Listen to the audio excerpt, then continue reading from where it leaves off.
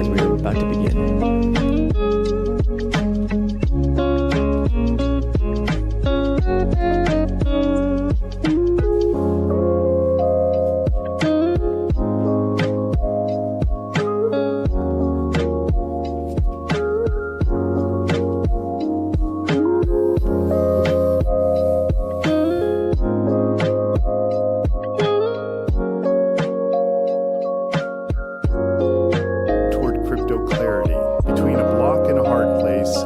Tailoring regulation for crypto trading.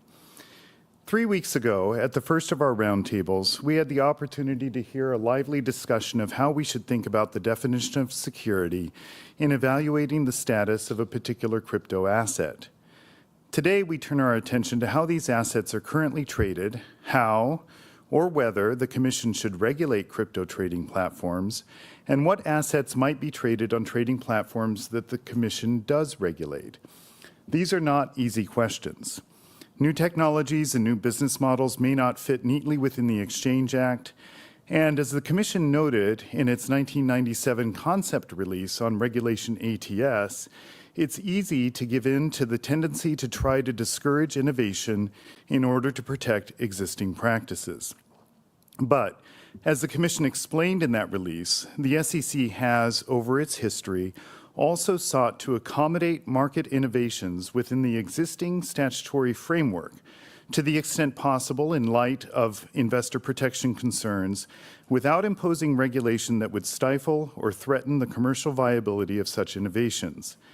In other words, it's important for the Commission, and here I'm quoting the concept release again, to cultivate an atmosphere in which innovation is welcome and possible.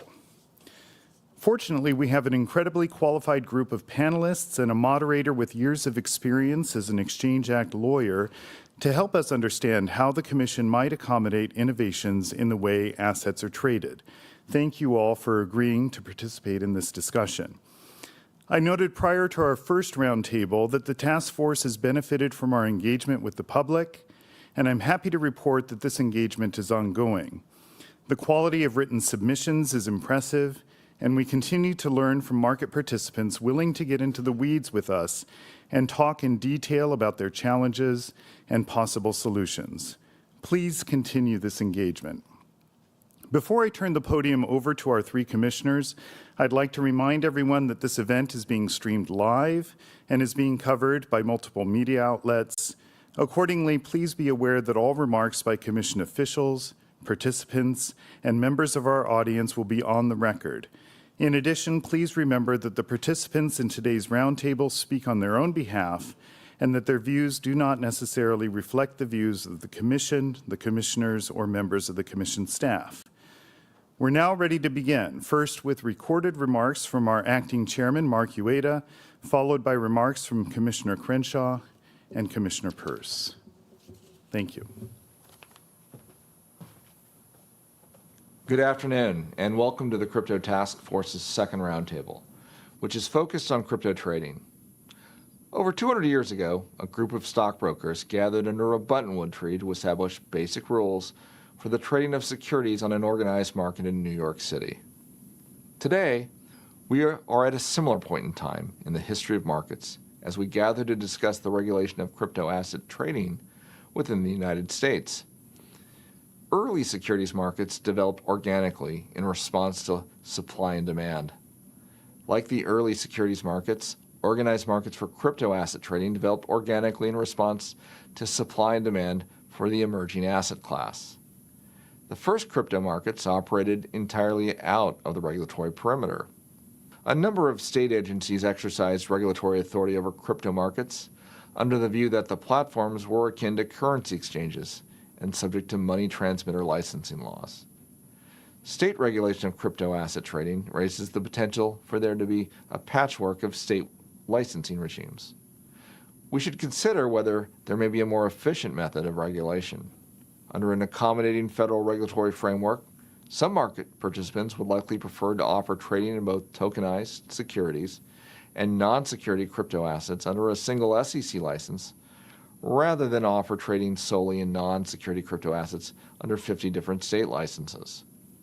However, the federal securities laws and regulations may present challenges for broker-dealers and national securities exchanges seeking to offer trading in tokenized securities. For example, national securities exchanges can only list registered securities, and most tokenized securities in the market today are unregistered.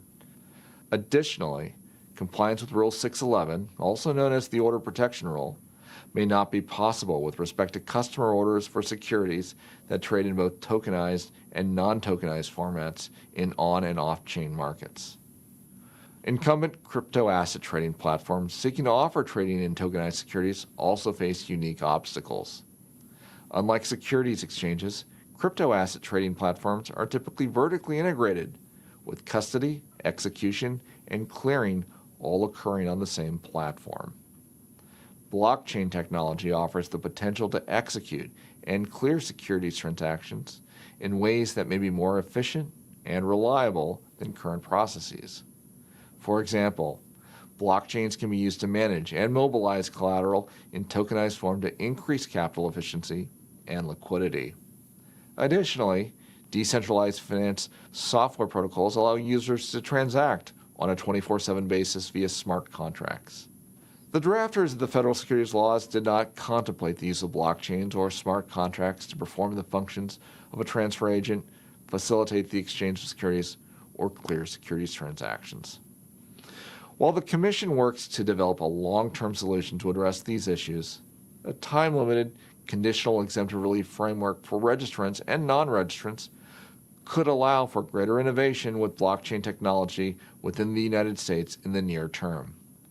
I encourage market participants that are developing new ways to trade securities using blockchain technology to provide input on where exemptive relief may be appropriate.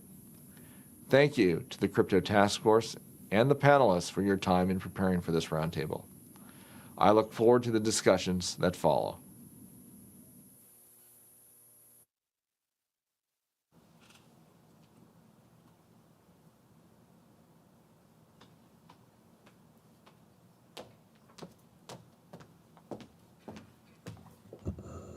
Good afternoon. Welcome, everyone, to the second installment of the Crypto Task Force's Roundtables. Today, we focus on crypto trading. This is a topic of particular interest to me because it wades into, as you've just heard from Chairman Ueda, into some of the practical implications, questions, challenges, and risks that impact actual investors who own, and therefore trade, crypto of all varieties. Any conversation about crypto trading quickly reveals the immense complexity and unique nature of these transactions. In thinking about these complexities, I can't help but consider them from the perspective of a retail investor. What is a retail investor's expectation for how their crypto investments move through a trading platform? What protections do they naturally assume that they have based on crypto's company's marketing and their experience with more traditional investments? Do they actually have the benefit of those protections in practice? Perhaps they should, but do they? And if they don't, how are they warned of that? In addition to investor protections, we of course have to consider how crypto trading platforms may or may not fit into our existing regulatory regime for national securities exchanges and alternative trading systems. Crypto trading platforms are unique because, among other reasons, they often perform multiple services under one roof, sometimes including brokerage, clearing, and custody. Each of these functions is vitally important to maintaining the safety and integrity of assets entrusted by investors to such entities. In traditional finance, these are typically performed by separate registered entities. That's because of the high risk of conflicts of interest and risks for investors. Because many of these entities are not registered with a regulator, not the SEC, not with the states, and not with an SRO, they often do not comply with any of the existing laws designed to minimize these risks and potential conflicts. Though the SEC has urged investors to exercise caution, in some instances we have seen some of those risks materialize in a way that has caused significant market disruption and harm to investors. After those instances, we become painfully aware of the mismatch between investors' expectations and reality. Investors didn't realize that their crypto may be held in a single wallet controlled solely by the exchange. Investors didn't realize that custodially held crypto would be treated as property of the exchange in a bankruptcy proceeding. Investors didn't realize that their investments were not covered by any FDIC or SIPC insurance. Beyond the consequences to individual investors, these ongoing risks propose a large threat to orderly functioning of the crypto markets and potentially also to the banking system and traditional finance. So where do we go from here? That's where you and the Roundtable come in. How do we approach the question of crypto exchange registration? How do on and off-chain transactions comply with broker-dealers' obligations? Best X or customer protection rule. That's just some of them. I know there are many more that you will address today. How can we address and minimize custody risks and conflicts of interest? Together, let's explore answers to these difficult questions that can protect both investors and the markets. Thank you all for your continued participation and look forward to hearing what you have to say today.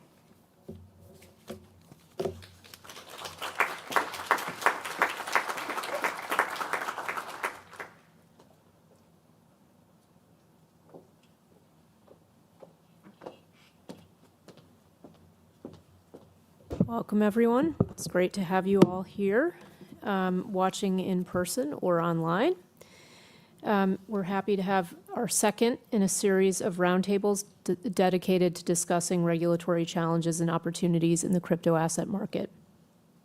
I'd like to thank all the staff who are making these roundtables possible. It's a lot of work, and thanks also to the folks who have submitted responses to our requests for information, and to people who have come in to meet with the Crypto Task Force.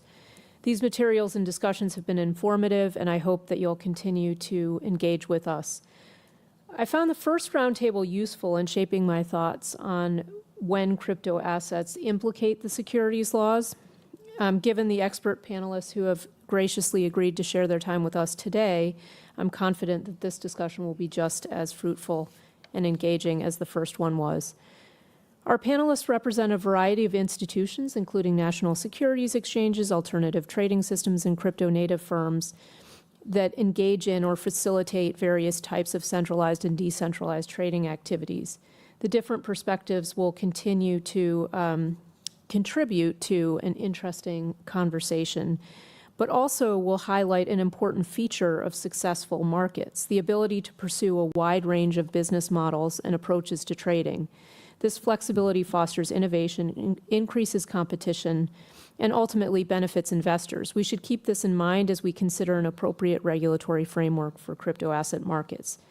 Notwithstanding the diverse range of approaches to trading, I expect that many common issues will emerge. For example, firms are interested in offering investors the ability to engage in pairs trading or the trading of a security against a crypto asset, such as a stablecoin. SEC rules do not prohibit this activity, but given that securities historically have been quoted and settled in U.S. dollars, certain of our rules, such as record keeping, reporting, and national market system rules, may not clearly contemplate pairs trading. Would it be helpful for us to provide guidance about how any of our rules might apply to pairs trading, or whether any rules should be modified to better accommodate or account for this type of activity? A related set of issues that I hope you'll consider are authority and jurisdictional issues. As a general matter, the SEC's authority is limited to securities activity. What can and should we do in the short term, and what should Congress consider in the longer term to ensure that there are that the regulatory gaps are filled as firms increasingly seek to combine securities and non-securities trading activity? In addition, because the SEC is just one of many federal regulators and state regulators as well that currently and in the future may play a role in crypto regulation, what concerns do you have about potentially overlapping or even conflicting regulatory regimes? In the near term, how useful would it be for the Commission using its exemptive authorities to permit limited-scale market testing by intermediaries? What would appropriate guardrails be on such testing? Participating firms could see what works and what doesn't technically and commercially, and such trials could also inform the Commission's rulemaking efforts. Finally, as daunting as the task is before us, the Commission has experience adapting a regulatory framework to new and innovative technologies and methods for trading. In 1984, for example, the Commission issued a release expressing its views on computer brokerage systems that allowed investors to send orders to brokers without the use of a telephone. In 1998, the Commission issued a statement regarding the use of the Internet to offer securities services, and Regulation ATS was a response to the development of new types of trading systems made possible by advancements in technology. What lessons can these and other examples of integrating new technology into our markets teach us? Our moderator, Nick Losurdo, and I are both fans of apple cider vinegar. ACV, as we believers call it, is supposed to be a good for whatever ails you. People clamor, especially for ACV with the mother, which is the bacterial bundle that gives ACV its probiotic punch, or at least so we believe. A close look at the tangled mess that is called the mother might scare you, but ingesting it is good. So too, the topics before our panel, we're looking at an unsightly, legal, and technical knot of issues, but the conversations among our expert panel will undoubtedly be good for us. Nick, it's all yours.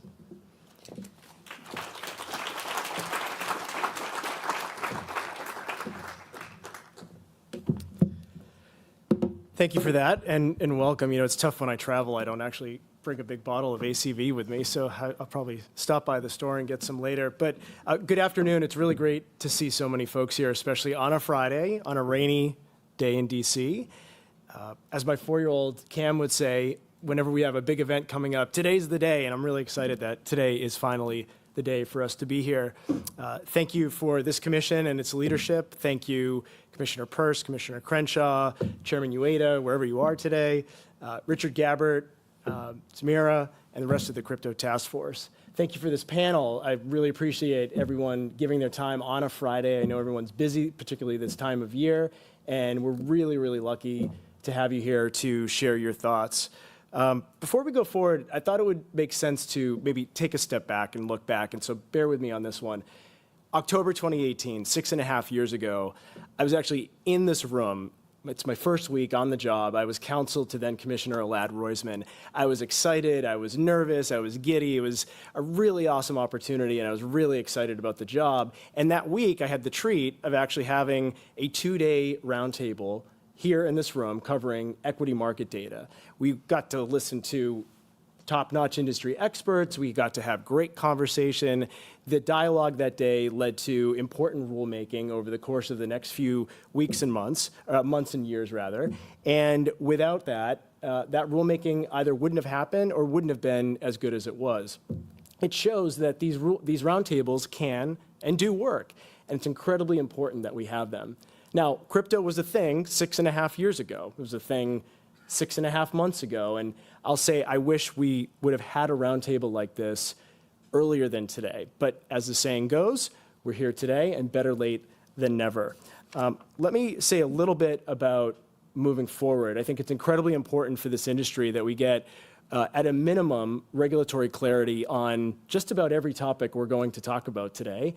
And for many of these, if not most of these, I'm kind of a needy person, we should be aiming for regulatory certainty so that 6.5 years from now, we are not in the position that we have been in for the past 6.5 and that we are in today. So let me tell a little bit about the roundtable and how I see it going. We've got 2 sessions. The first session, we're going to get into broad-based topics, specific topics. We're going to dig deep. We're going to share all these views that the roundtable panelists have. In the second session, after the break, starting at around 3:30, I believe, so come back if you leave us then, we're going to actually offer up ideas that the Commission can run with to inform it with its future rulemaking, future guidance, future staff relief, really the direction it's going to take its mission and its role and its approach with respect to crypto trading over the next couple of months and couple of years. I want to stress that we're here today to talk about crypto trading. As was mentioned, there was already a roundtable on security status. There was a lot of discussion of Howey. There are roundtables coming up on crypto custody, DeFi, and tokenization. Did I get those all? I think I did. So we're going to bump up against those topics, but we're really going to try to stay focused on crypto trading to really do this roundtable right. So bios for all the panelists are on the website. We're not going to do intros or bios. These are some of the top experts in the space who have been in the space for most people over a decade. And so I'm looking forward to a really, really great discussion. With that, why don't we get into it? And I'm going to break this down into the grammar school way of writing and thinking, the who, what, when, where, why, and how. We're going to start with the what today. And the first question, and we're just going to go right down the panel, starting with you, Dave. You're up first. When we talk about SEC regulation of crypto trading, what should that actually be? What should the SEC have jurisdiction over? What should be in scope? And perhaps as importantly, what should not be in scope? What should the SEC not have jurisdiction over? I'll remind you that the commissioners are in the room, but I encourage everybody to speak freely so that the commission and the staff can actually take our feedback and run with that over the next few months and years. Dave, you're up. Thanks, Nick. Thank you, Commissioner Peirce and Crenshaw, for having me here at the Crypto Task Force. Very much appreciate everyone's ideas and receptivity to our thoughts and to be on a panel with all of you. It's great. No pressure to go first, of course. But when I think of scope, I'm thinking of it at least in two ways. The first and simplest is that securities are securities. And digital securities should be regulated by the SEC. I do think another way to think about it is that you can expand scope to consider broader investor protection questions along with regulatory agency cooperation. I have found that the turf warfare, the infighting, the constant question of who should be regulating what has caused investor harm directly. And I think that's been extremely problematic over the course of the last few years, watching regulatory agencies grapple with crypto, whether they're securities or commodities. And so, regardless of whether something falls under the purview of the SEC or the CFTC, I think there's so many interlinkages and so much potential crossover that it's incumbent for these two agencies to work very closely together. I'm a strong believer that there are real benefits to crypto technology. There's the opportunity for real-time settlement, collateral management, incredible transparency that is really unprecedented in our sort of centralized world of equity trading, reduced counterparty risk, disintermediation opportunities, and self-custody, and all sorts of other things that I'm sure we're going to talk about. But there's nothing magical about the blockchain that eliminates the core principles of investor protection. And I really believe strongly, and much of the things that I'm going to talk about today are really centered on that, on investor protection. If you want true adoption as an industry, you need to have guardrails, and you need to give the public confidence in what they're buying or selling. Everyone wants crypto to be successful, and we really need responsible innovation and right-sized regulation that's tailored to the industry. Great, thanks, Dave.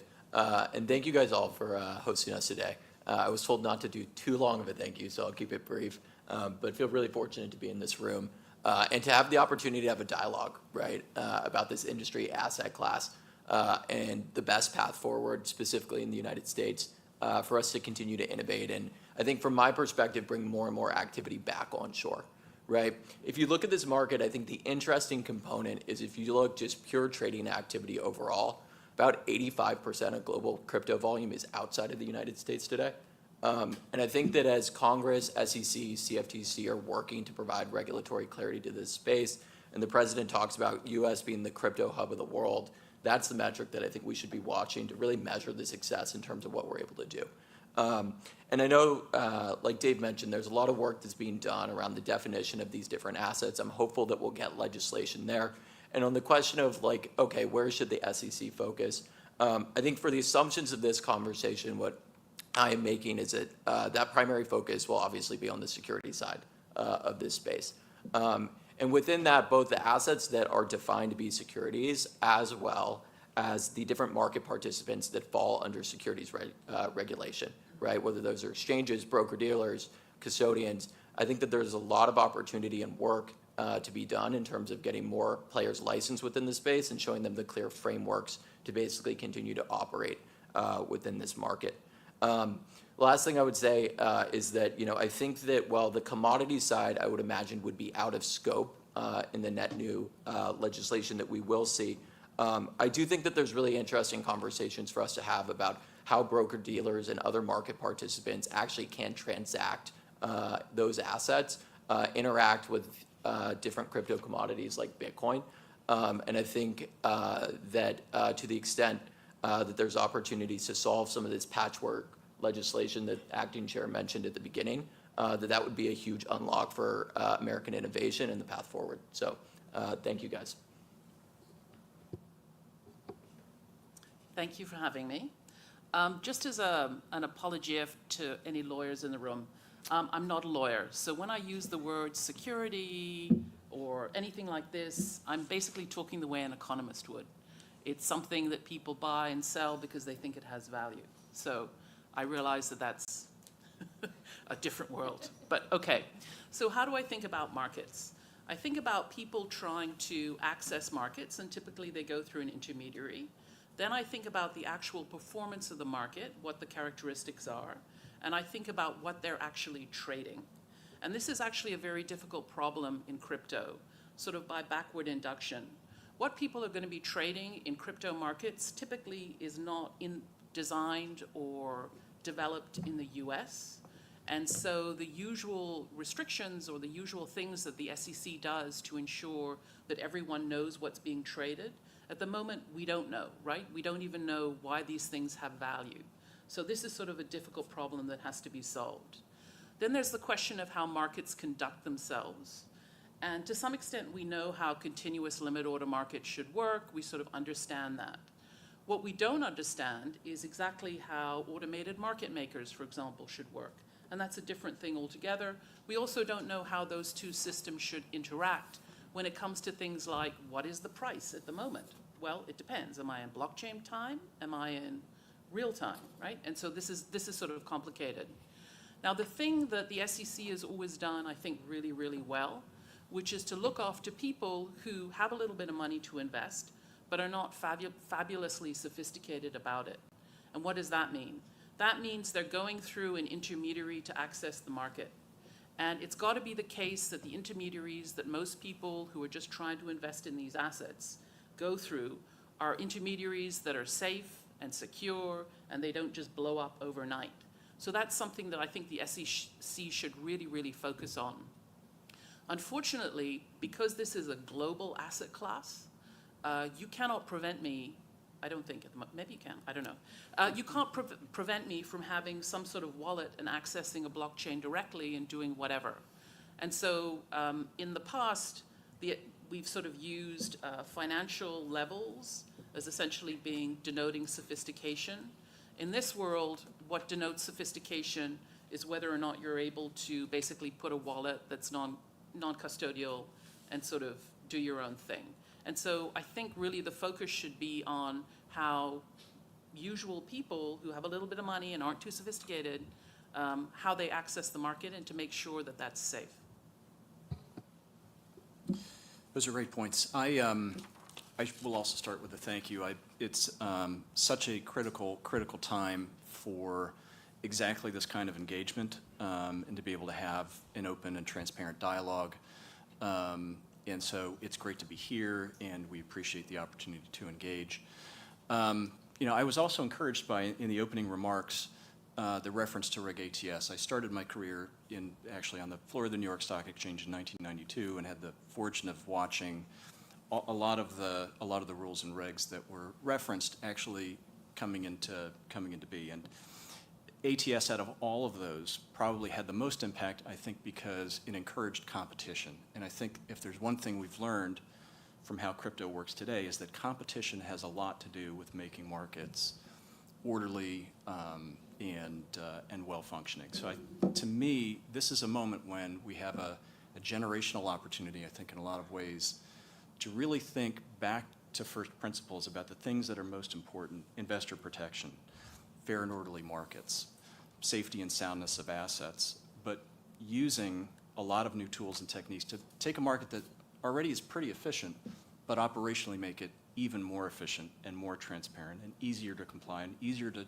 show that, customer assets are where they're supposed to be and that they're protected, but there are new and novel ways to do that I think will actually make markets even better and afford even more protections to the end retail users.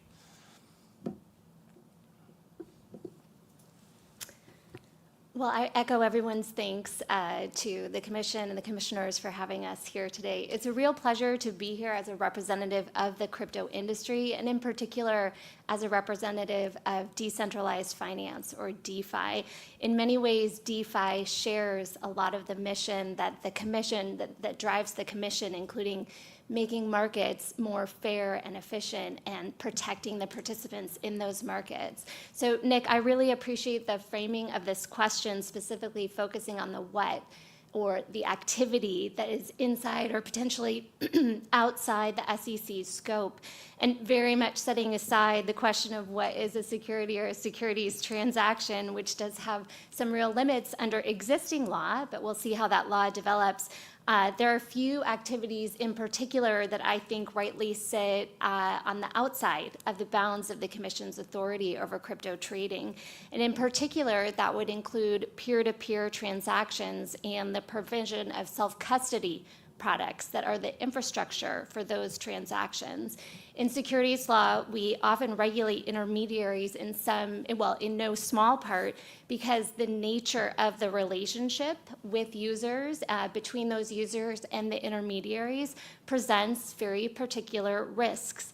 Custody of assets, access to confidential information, exercising discretion on behalf of those participants, acting as counterparties. All of those things have great value, but come with risks.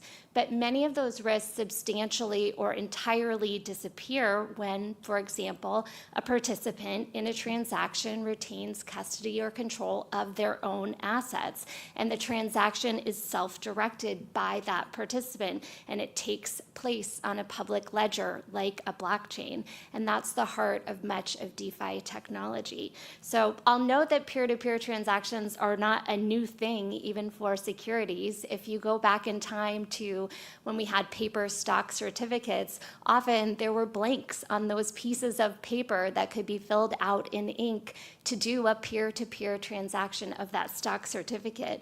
But as we've moved securities transactions into the digital age, we've somewhat taken that element of simplicity and efficiency away from the markets, and DeFi now gives us a chance to put some of that back in. So the point is that just because a new technology allows people to transact without an intermediary does not mean that we can or should regulate that technology, that infrastructure, as if it is an intermediary, because it's not, because the activity, to go back to Nick's question, of that intermediary doesn't exist, because the intermediary itself does not exist. So there may be longer discussions today on particular categories of assets and how that trading would work.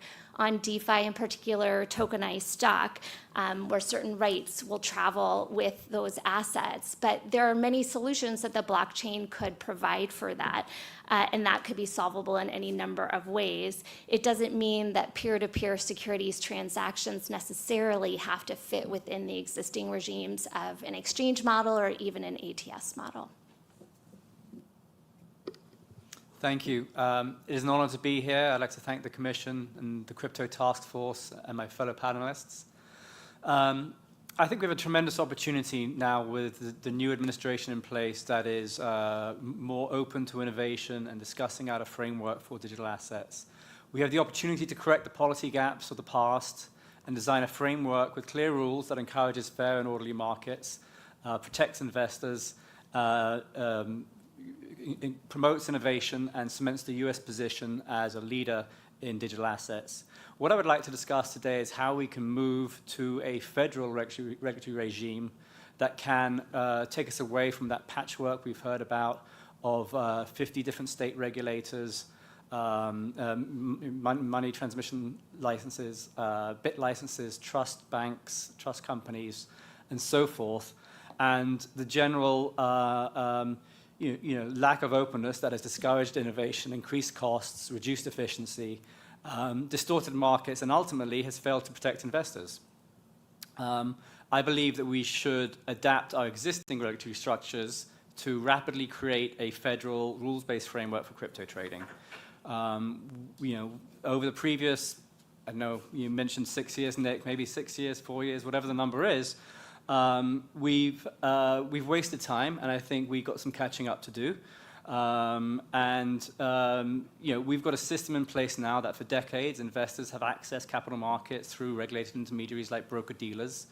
And over the years, this framework has evolved, correcting and adapting as markets have changed, as Commissioner Peirce just mentioned. And I think it's now time that the broker-dealer regime further evolves to incorporate crypto and digital assets. Of course, this is not to say that the existing regulations are perfect. That's kind of a mantra that we heard over the last 4 years, that we don't need new rules, we just need people to follow the rules. Well, that's clearly false. There's no doubt that new and updated rules are required, and that Congress will likely need to pass new laws, along with input from the SEC, other regulators like the CFTC, and we need to kind of decide here, and I hope to be a part of that conversation, how we can come together and modernize the regulatory framework and the market structure for crypto trading. I just want to echo everyone's thanks. Thank you to the Commission and to the Crypto Task Force for having me on behalf of Cumberland DRW, and thank you to my fellow panelists as well. I'm just going to touch on Howey for a minute, trying not to overlap too much with the first panel, but I think just to touch on where it sort of overlaps with secondary market trading, I think in terms of what's in and what's out of scope, there have been multiple courts that have ruled, and I think, seems hopefully uncontroversial at this point to say that, when we're talking about, non-tokenized assets, but just sort of natively digital assets, those aren't inherently securities. You need to look at, when you're applying Howey, it needs to be done on a sort of a transaction-by-transaction basis, looking at the facts and circumstances of the particular transaction and saying, does it meet the Howey test? I think when we do that with secondary market transactions, I think we see that even if, the initial sale of a token, may have met the Howey test, when we look in the secondary markets, we see that, typically there are multiple reasons why, a transaction in those markets may fail the Howey test. And so, for example, we've seen multiple circuits rule that, if you don't have pooling of investor funds, for the purposes of development of the network and for purposes of sort of a profit-making endeavor, then you don't have horizontal commonality, which the Sixth and Seventh Circuits in particular have required.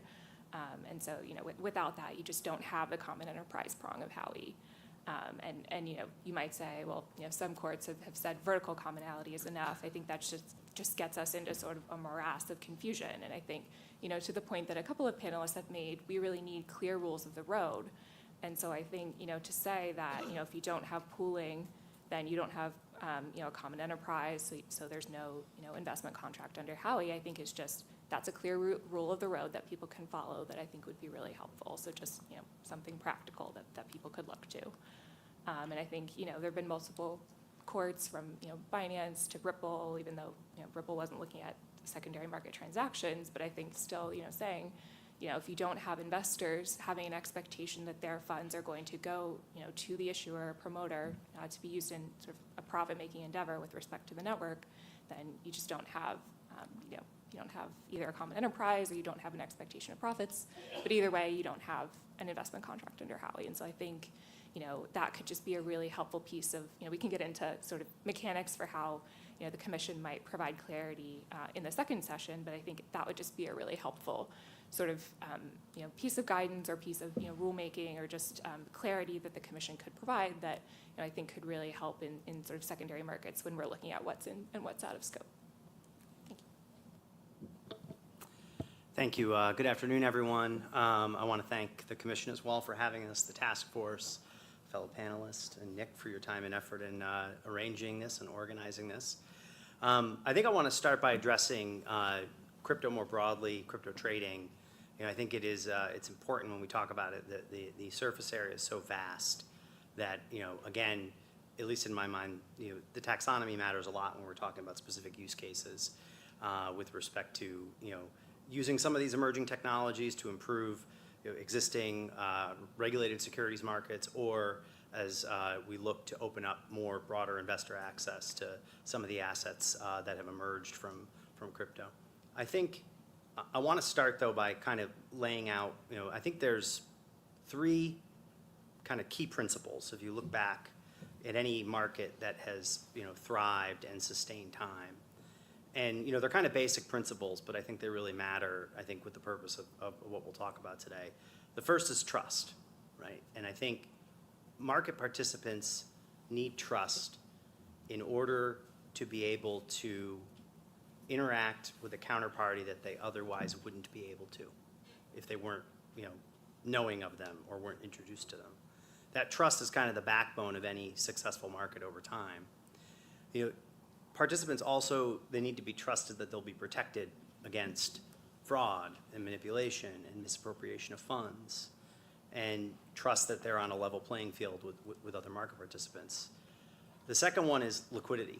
And I think liquidity is important because liquidity is a measure of a market and how it stands up both in times of calm and in times of stress. And liquidity is achieved really through looking at, what are the objectives of the market in terms of promoting efficient risk transfer services from one participant to another. And that results in depth in size, depth in price, typically through the collective interest of many participants coming together to form that price discovery. And lastly, I think resiliency. And resiliency is something that comes with time. It is never been more important than it is in the information age we live in today, and really, is not indicative that a market can't innovate and evolve. In fact, it's the opposite, right? You have to adopt new technologies. You have to evolve with the world around you as new things get introduced to sort of be resilient and stand the test of time. I want to thank Chairman Ueda for the shout out in his introduction, talking about the exchange. I feel like it's, there's no better story than that, right? And the evolution of the New York Stock Exchange over its 230 plus year history, there's many, many, many phases. And I think, one of the things that I thought would be good to share is there's nothing more, I think, relevant than the current phase we found ourselves in the last decade after Intercontinental Exchange acquired the NYSE. They made a concerted effort and a bet to sort of overhaul the entire technology of the exchange, the back end, if you will. And it's so important because I think when people think of the New York Stock Exchange, they think of the 6 pillars of the facade of our building or our iconic trading floor. But if you were to look underneath the hood, you would find a highly sophisticated, state-of-the-art technology stack that literally gets tested every day and is at the cutting edge of what's pushing markets forward. And I think we've been reminded of that this past week, as has the broader market, in terms of, you have to be ready for the unexpected and be ready to stand up and provide those risk transference services. And I think it's important to point out now, because these are the times when you need resiliency, right? And you need to trust that counterparties will be there when you need them to, and infrastructure will be there when you need them to. And I think a lot of that would not have been possible without competition, without the adoption of new technologies. But it also reminds me of the role that regulation plays in it, right? Regulation has a way of keeping the market participants accountable to one another and accountable to a North Star that is established by principles like the ones I mentioned. And so I think it's just, it seemed evident to mention with regards to all of us being around this table today, in essence, it affirms the role regulation has to play in terms of helping pave a path forward, and helping bring some of these new technologies into other markets in new and exciting ways, as well as open up more investor access to some of the unique assets coming out of crypto. Thank you. Hi. The benefit of going last is I get to hear all the smart things other people said and say yes, yes, yes.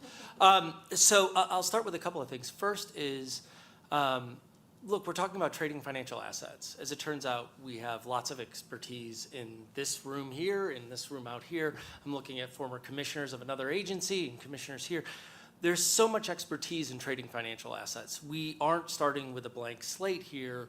We know some functions have to happen when you're trading financial assets. We know that investors are going to go to someone to act as their broker. They may believe that they would want maybe that broker to be looking out for their best interests. There's common law, centuries of common law about agency principle and a fiduciary duty that attaches to that. That's been put into a rule by FINRA and MSRB as a best execution rule. We've learned a lot from trading these assets, and I want to pick up on something he said a moment ago, which is resiliency and trust being really important things. Those are not necessarily functions of just competitiveness. Those are like the byproducts of also effective regulation. We've learned in those other financial products that most of our rules, both at this agency and others, come out of crises, right? They come out of abuses. We see that different trading centers for decades and decades and decades have different prices, and hey, maybe their intermediaries are ripping them off, so we start to get consolidated tapes 50 years ago. Then we see, hey, wait, we have a flash crash on May 6, 2010. I remember talking to many of you back then, and as it turns out, many of the folks here were like, hey, we should have some circuit breakers. We end up with a limit down rule that works on stability. We say, hey, we're worried about market access because as it turns out, we need to know who's coming into our markets and maybe causing abuses and manipulations. So we have a market access rule that comes from that. These are lessons we've learned in all of our markets. And I think when we talk about how to regulate trading digital assets, we should be learning pretty heavily from what we learned from trading other assets. We need to know, hey, is my broker looking out for me and my best interests and my best price or my best execution or not? Hey, how are they custodying that? Or how am I going to custody that? These are not new problems. Now, there are certainly things about digital assets, particularly in like clearing and settlement and other things that may be very different. But I'll also pose not so much too. We also have an awful lot of off-chain trading. How do we reflect that in something like a consolidated tape? So I'll start with, when we think about what's the best way to do this, we should be thinking about what the function someone is serving. Are they serving as a trading center? Are they the exchange? Or a matching place between private participants? Are they acting as the broker? I will argue many of the folks that I interact with, Healthy Markets as pensions, investment advisors, and others, they may have great interest in trading digital assets and not investing directly because of this trust, because of the concerns with resiliency. They may feel much more comfortable going through a registered investment advisor and an ETP and relying on those protections and saying, look, registered investment advisor, this is your problem. Like, you now have to figure out that stuff. We're relying on you for that level of expertise because we can't do it. We rely on, so when we think about what this should look like, I say start with the functions and then start with how do we regulate those functions today? Do we need things like best execution obligations? Absolutely. Do we need things like limit up, limit down some circuit breakers? Yes. Do we need consolidated tapes that are on and off chain? Absolutely. And I know, by the way, that's going to be very controversial.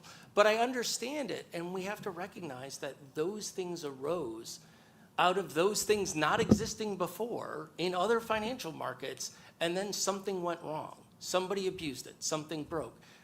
So that roundtable in 2018, I sat on the stage then, and I'm thrilled that we're doing this now.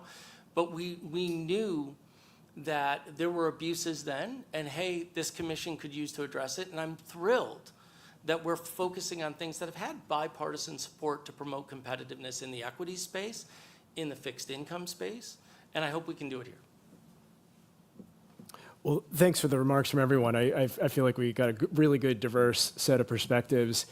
Oh, I apologize. Can I make one please. last point? Sorry, I didn't see you. Before we leave Yeah. the what, I just wanted to go back to something that the commissioner said at the beginning, which is how the whatever taxonomy is imposed on this world of digital assets, that it's critically important that we think about the side-by-side trading of these, because even though for the purposes of this discussion, securities are in scope, I can almost guarantee that day one, there will be discussions about how those are traded in the same order book with tokenized money market funds and things that are deemed commodities. And so at the highest level, you could imagine a world where dual registration solves a lot of those things, but at the mechanical level, where is that an ATS? Is that whatever this new category that passes through the FIT bill is, et cetera? Those are critical issues that I think we have to begin with the end in mind in terms of coming up with solutions for, because it will almost certainly be a day one issue as this evolves.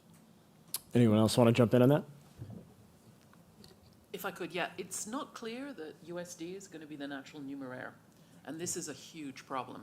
And so somebody has got to think through what the solution is. It's too difficult for me, but. I want to pick up one thing too. I thought you were going to something David said earlier, and I wanted to pick up and agree violently with it. I think the fight over jurisdiction has been extremely troubling and disappointing. And one of the things I worry about, same thing with what's a security and what may be something immediately adjacent to it. We saw in pretty clear example in the flash crash with something in another market triggering a different related market. I can't think of a better example. There are lots of those things that happen day to day between options and equities and various swaps. We obviously saw another when we have equity derivative positions by someone get wildly over concentrated, spread across a couple of banks and crater the market for a few minutes. And hurt a lot of people. And so one of the things I think we really do have to worry about is, one, within products, what gets defined, but also across agencies. Thank you. Anyone else? No? Well, let's move on to the who for a moment. We talked about the what, and I have some ideas. We're in session 2. We can maybe elaborate on the what a little bit, particularly on your point there, Greg. But for the who, traditionally the SEC is regulating in the trading space, brokers and exchanges and transfer agents and adjacent capacities like clearing agencies.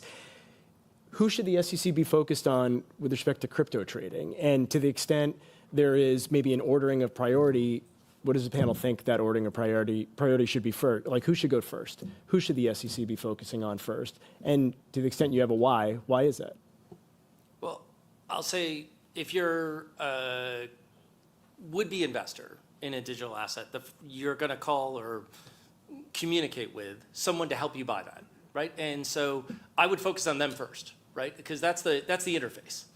And so to me, that's the role that's posed by a broker. And now in the digital asset space, they may then collapse the next several roles into one entity.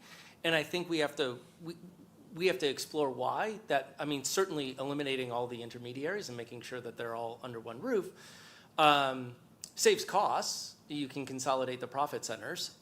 It certainly saves oversight. But there are reasons why right now we have rules segregating them. So I would start with, my first order of priorities are, frankly, having brokers with things that are registered with a regulator. It could be a FINRA or someone like that.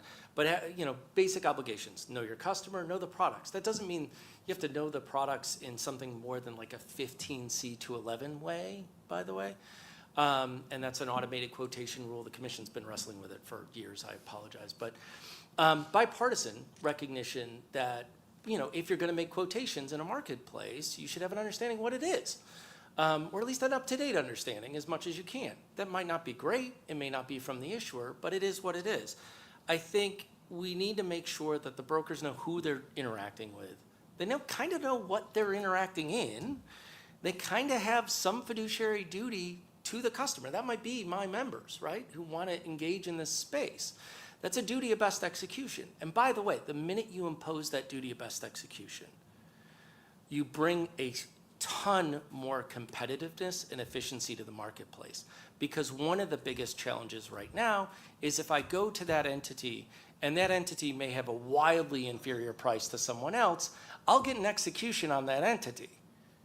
And that may be far worse than what I would get if I was in an equity space where that broker-dealer has to survey a public tape or the consolidated proprietary feeds that they've been putting together and do that. So for me, it's having that broker level oversight where you know what your customer is, you know who your customer is, you know what it is you're trading, you have the obligation to look out for them, and you have a reference so that they have some form of a tape so that they can do that job, so they can look out to the other venues and figure what's best.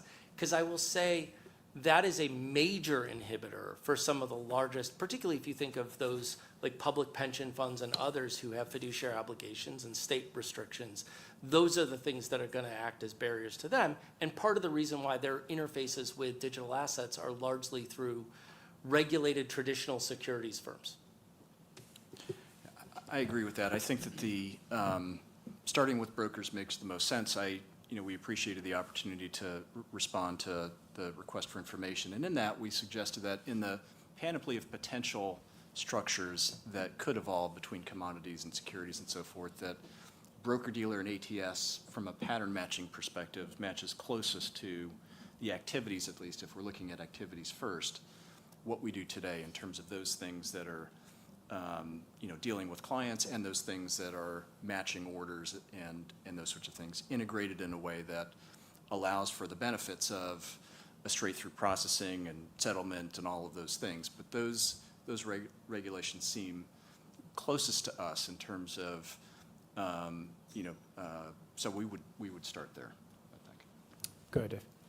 Yeah, I think that, I guess I can agree with starting with the broker. I'm not sure that I have a good conception though of how to prioritize this, but I do have sort of maybe more of an end state in mind, which is I think that we want to the greatest extent possible, bring crypto trading on exchange.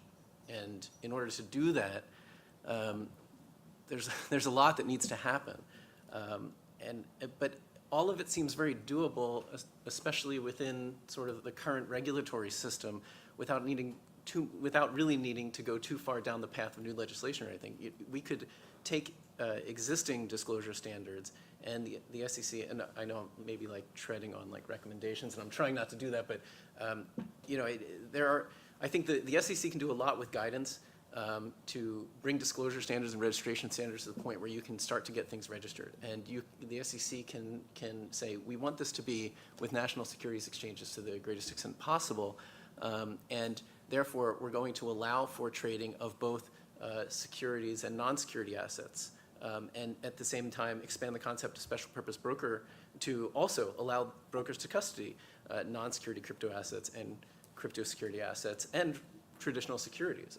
I think if you want to bring crypto trading into the world in which you have investor protection and investor trust, and that word is so important, trust, and you want this industry to expand from that, Austin, that number of 85%, that says it all, right? And if we want to increase the share of U.S. share of trading and the U.S. share of custody, you need to do things that give investors confidence that they can transact in a way in which they're protected, in which they know that there's disclosure and they can understand exactly what they're transacting, and to have custody solutions that make sense, including independent custody entities being independent from exchanges. There are reasons that the securities laws have evolved to where they're at, and I'm not saying they are perfect in any way, but I agree that they do provide a good foundation to then grow from with this new type of asset. One thing I was going to just mention about any of these topics too, I think precision, a high degree of precision matters in terms of what it is we're really referring to with respect to, a digital asset or crypto being on or off exchange. I mean, one could make the argument now that ETFs have been approved, right? Investors have very open access and very, very efficient access to the largest of the crypto assets through ETF providers.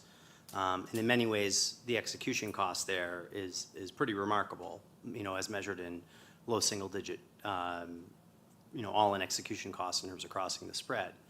But if we're talking about efficiencies for other purposes, like you think of the world of that ETF space, and we'll talk later about this in more detail, there's a tremendous amount of efficiencies that could be gained just from a collateral and capital perspective in terms of, allowing certain SEC regulated entities to handle some of these assets. And so I think being precise about what it is that we're asking for, I think, and I think this comes more from a practitioner view, is really important, because I think that's where some of these wins will show up, is in these specific use cases where we either want to broaden access to an asset that has been deemed a commodity token or has been well established, or we want to look at ways that we can leverage a specific technology that's inherent in the crypto space.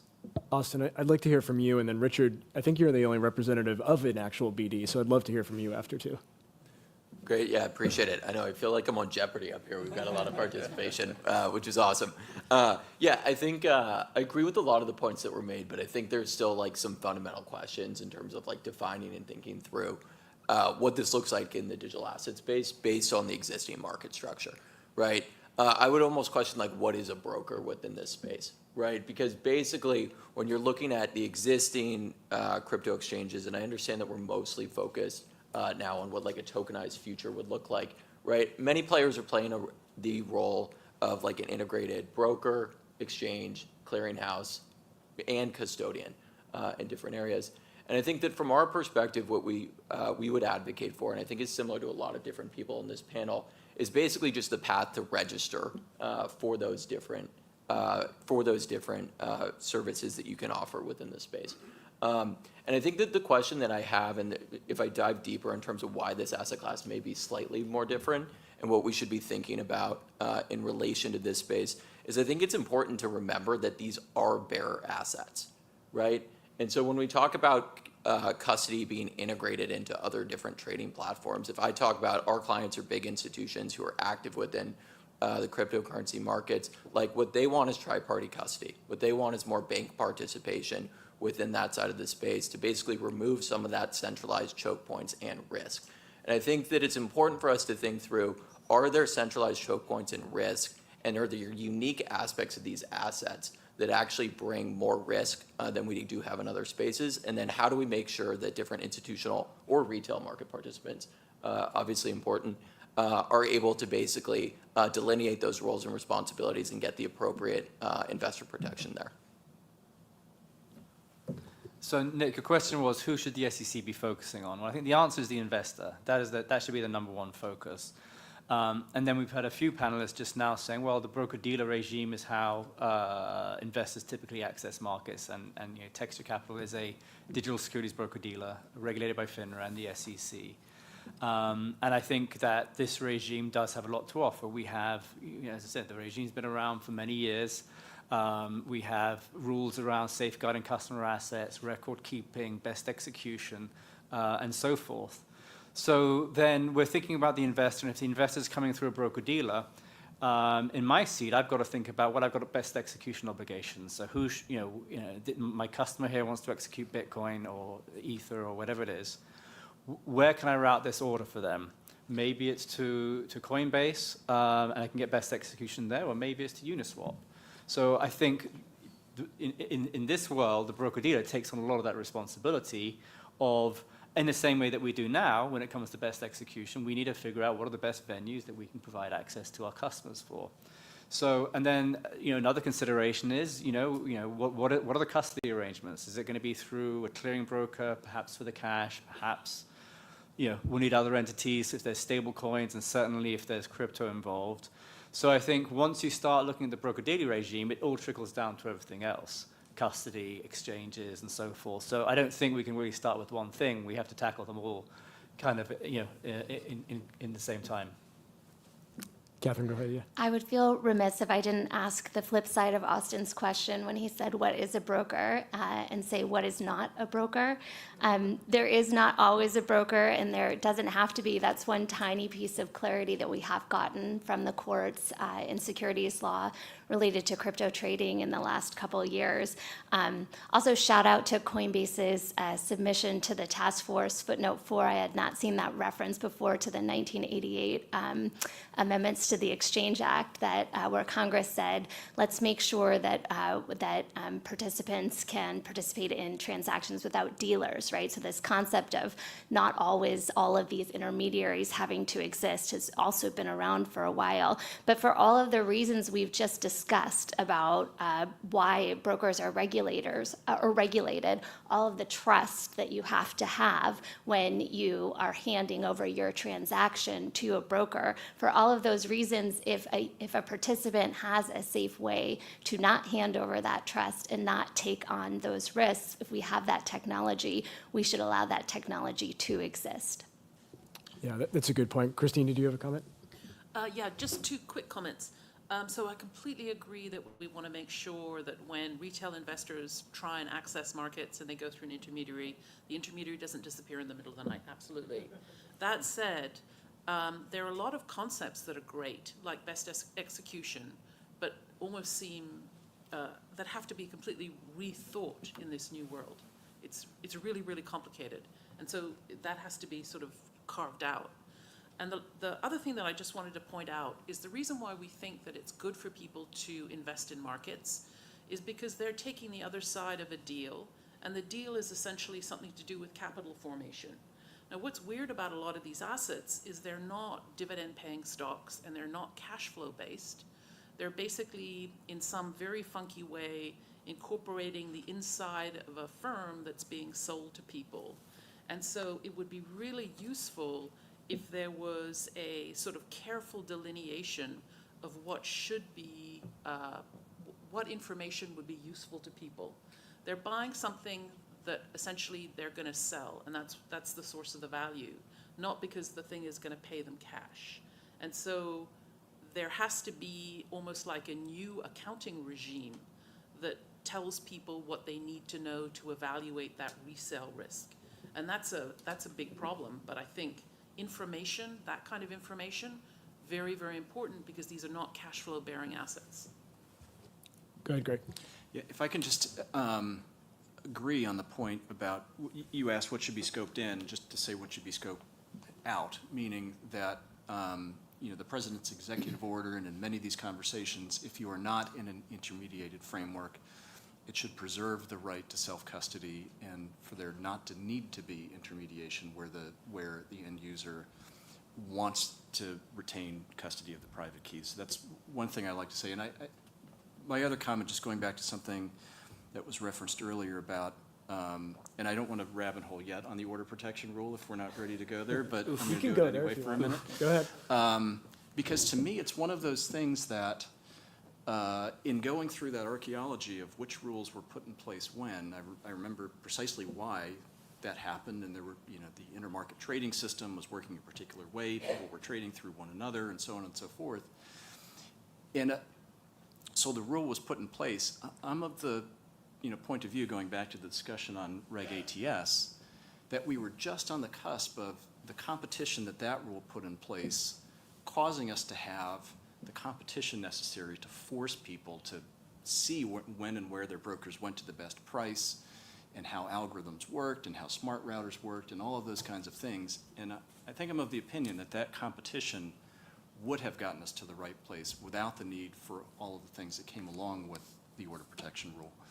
And the reason I say that is, and it goes back to what have we learned from how Bitcoin trades today.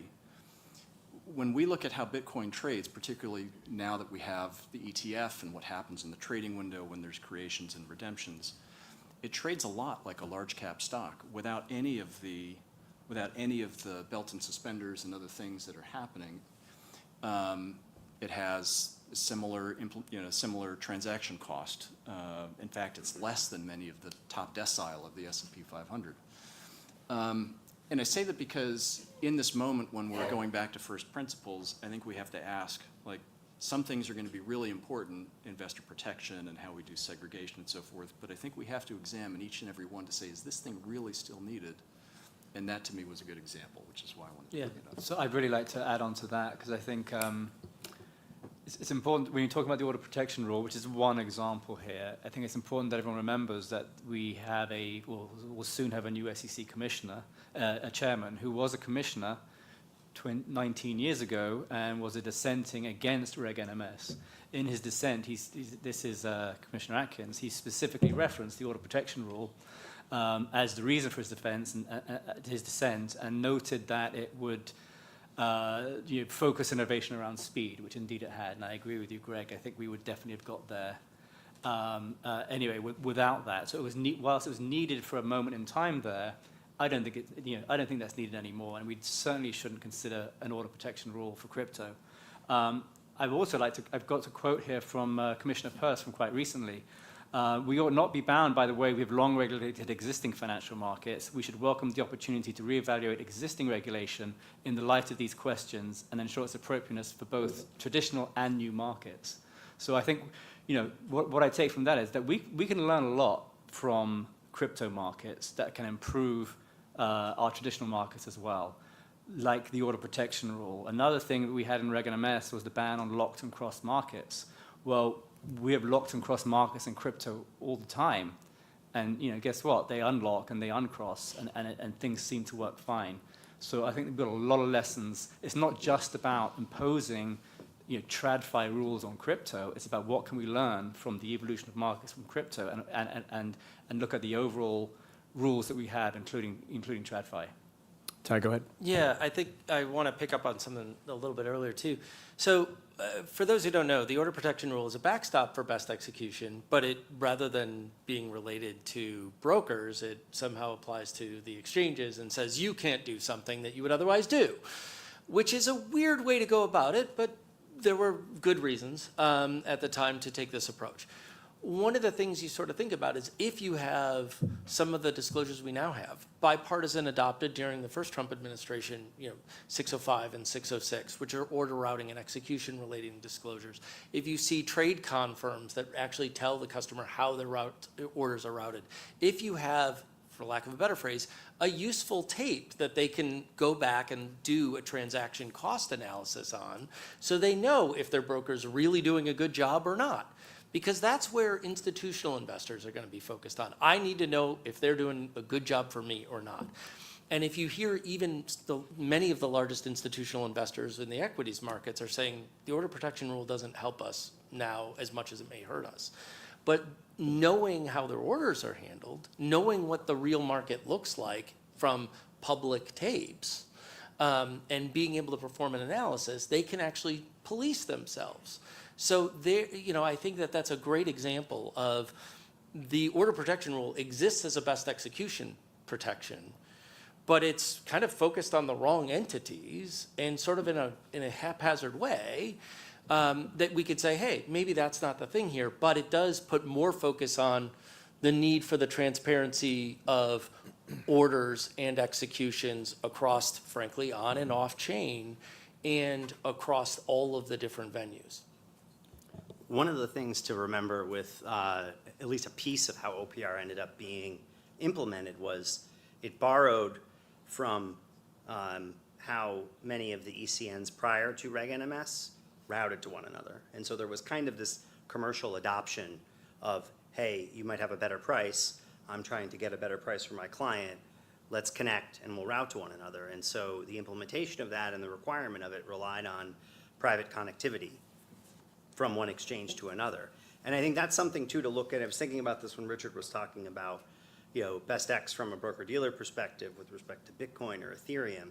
Is really interesting to think about what does that look like in a world where a broker-dealer could have a crypto asset alongside an ETF, right? And I think one of the things that I just find fascinating is the spread plus execution cost in basis point difference between ETFs, the most liquid ETFs, and the cash crypto market. And there are different elements of what you can do.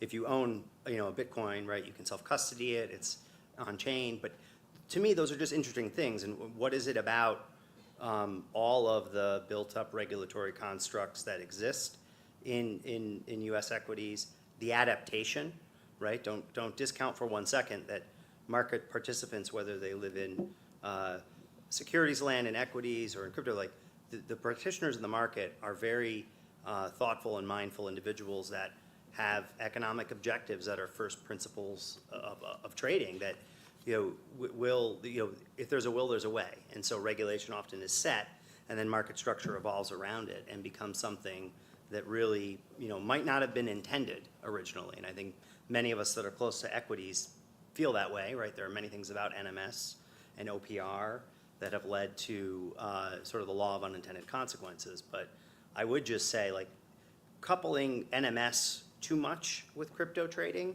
we also have to be mindful of not just addressing the things with NMS that we want to address, even though it's been tried many, many times.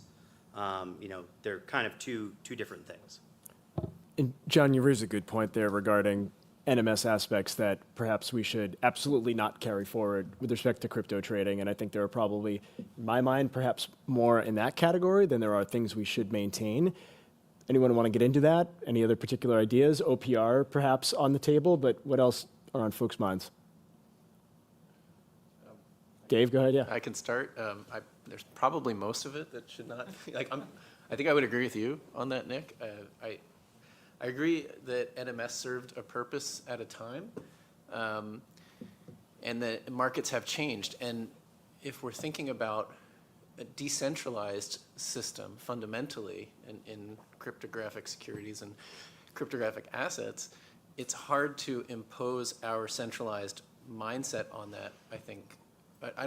There are many ways in which I don't think it's possible. Now, I think there are ways to consider if we are bringing tokenized securities on exchange and providing a framework to support the existence of tokenized securities side by side with traditional securities. There are probably things we can think about in terms of maybe market data consolidation, but it's always going to be imperfect because these things will also always trade in other places. And it's not just that it will trade in other places domestically, but it's a global system. And so I find the idea of trying to envision how you consolidate that from a regulatory perspective to be one that's very difficult to kind of get my head around.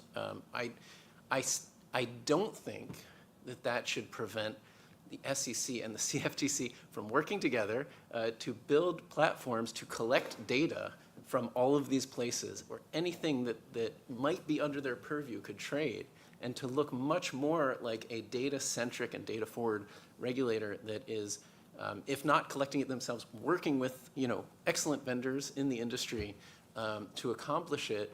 Because if you consider the state of the art right now, and firms like Cumberland, I would think of DRW as probably having state-of-the-art data systems and analytic systems, right? And then you think about what regulators have today. We're so far apart. I find that really disturbing, and I find it really hard to imagine how you can regulate and oversee a market without having those kinds of capabilities. And it really gets into questions around what I think Reg NMS has done well through this consolidation is to help to at least surveil markets and address market manipulation issues. I think market manipulation is a real fundamental problem in this space, and I wish I had a good answer. I don't have a great answer for how you get there, but I do think that needs to be front and center in any regulatory efforts, is understanding and measuring and collecting in order to figure out how to police and enforce issues around market manipulation. Well, and in many cases, there's a public blockchain that could be referred to, right? Does It's anyone like a want to tackle panacea, that? right? Like the fact that this is all on chain should be like a panacea for analytics and data, and yet I don't think regulators have gotten there yet. You can keep riffing if you want, or if anyone else wants to jump in with that. Well, it's sort of, there are some analogs, right? So to the extent that you have, for example, transactions that don't occur on exchanges end up being reported someplace, right? And so you have a data stream that the world can reference, regulators can reference. I appreciate, by the way, the pitch for the SEC having like a Midas system for digital assets. I'm all for it. Let's go. Get some economists working on it. Are you going to spin up that business? Are you going to be the vendor? Staffing proposals, I'm not sure how that's working right now, but we'll see how it goes. But one of the things I think we really want to focus on is, for Reg NMS, I would say there's a lot that goes with it too, right? Like, for example, you do have mandatory disclosures that people are able to see. You get to know, in general, how your broker's doing. You get now, for institutional investors, you get to know really specifically what they're doing for you. You get to see the trading venues, how good a job they're doing.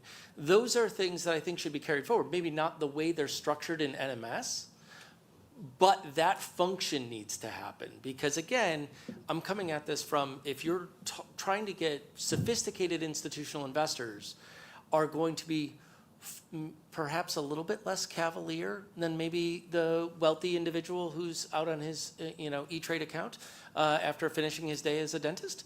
Or otherwise, those folks who have fiduciary obligations are going to be really cautious about interacting with firms that they don't have a regulatory backstop for trust and they don't have a regulatory backstop for resilience. So they're going to feel a lot more comfortable dealing with someone who's registered as a broker-dealer than someone who's not. They can explain to their boards why they hired an investment advisor that has a registered investment advisor that has a regulatory framework that their boards understand, than, hey, this is someone who's not a registered investment advisor, but they're going to take care of this stuff for us.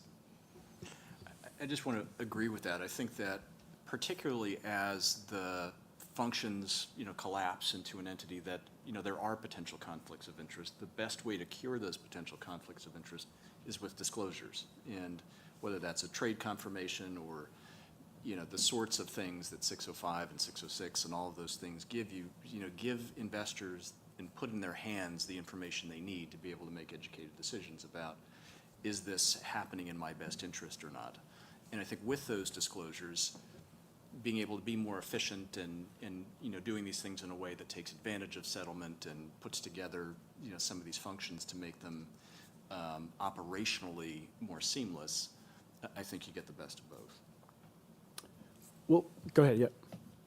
I was just going to add on to that. In addition to just thinking about multiple functions in a single entity, it's not just disclosures. When the technology advances, that you end up losing the reason for having that natural segregation, like for clearing agents.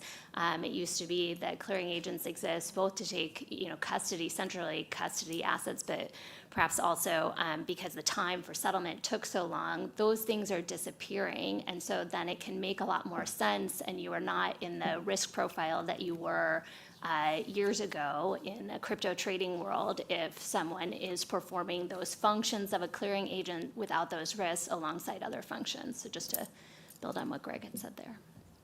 What about using the blockchain for price discovery, transparency? Any thoughts on that? How much is occurring on it, right? I mean, that's one of the things that we have to know, time horizons and how much is actually getting reported and when and in what fashion.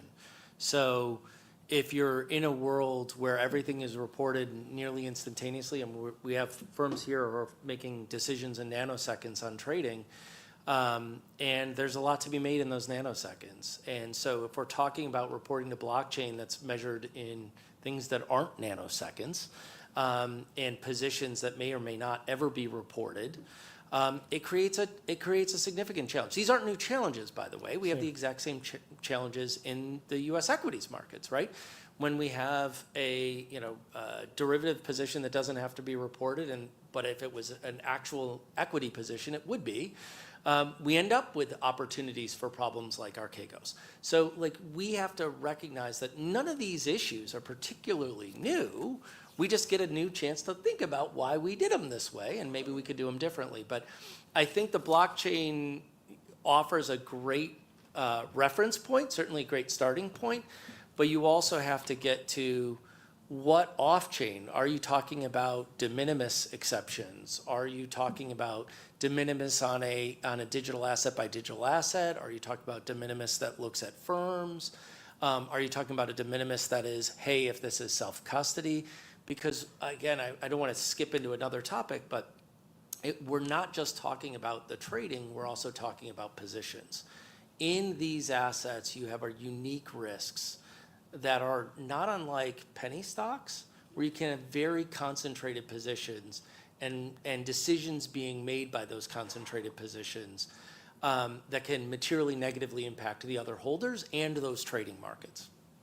Well, let's talk about thinly traded stocks for a minute. And Chelsea, I want to bring you in on this. So, and Ty, I think you mentioned Rule 211. thoughts on, is that feasible? Ty, I think you may have said, doesn't really make sense. The other way. The other way, okay. The other way. How would that work?